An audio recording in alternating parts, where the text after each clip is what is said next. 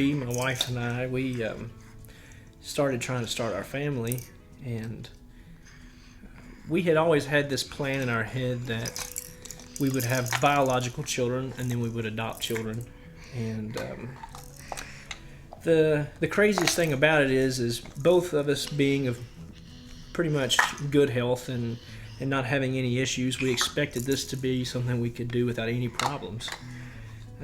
But after a period of trying to have children and things not being real successful, we finally went and saw a specialist, and the craziest thing was that the doctor told me that, he said, "Son, the likelihood of you fathering a child is almost impossible." We started weighing out our options, and Marie and I decided that with the type of situation we were in, we had not only some decisions to make based on faith, but we had some decisions to make of stewardship.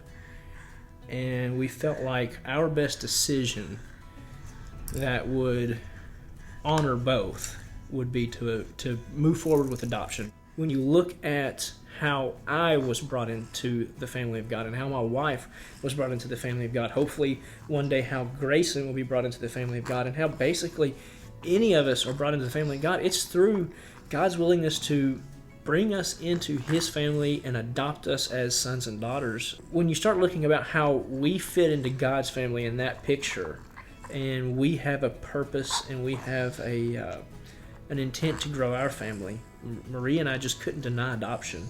And adoption was never really, it wasn't ever a second choice. It was always a primary choice. It just was in a different time frame than what God had for us.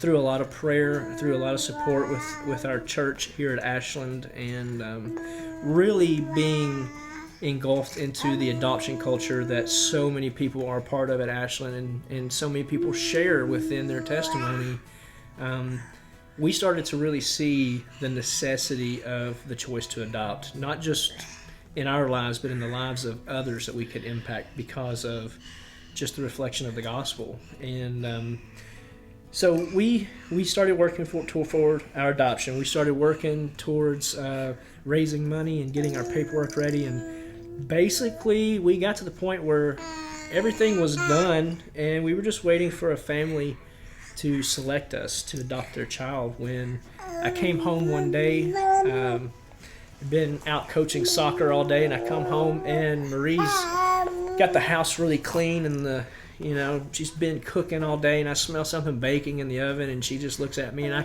can tell she's been busy and seems a little nervous. She says, "Well, I think I'm pregnant." And I was like, "What? Hold on, this can't be true." And she was, and we went to a doctor, and she was 7 weeks pregnant, and my whole world just stopped again, because when you have to wrap your mind around the fact that you can't have children and then to be blessed with a child, you can't put into words how that feels, and what about that just completely reveals God to you in your life. The best thing about it is it's really taught us that everything's for His glory. It's not about our plan. It's not about our glory. And I really learned in my life, and Marie has mentioned the same thing, we really learned a lot about putting our pride aside and just being willing to step out on faith when we know the Lord's working, and to trust that what He does is going to further His kingdom. So now Grayson he's a year and a month old, and we are still planning to adopt. We've currently renewed all of our paperwork with adoption agencies we're working with, and we are pursuing to still adopt, and the desire to adopt now is even greater than it was before we had Grayson. And then more than anything, it's just really taught us a lot about the gospel.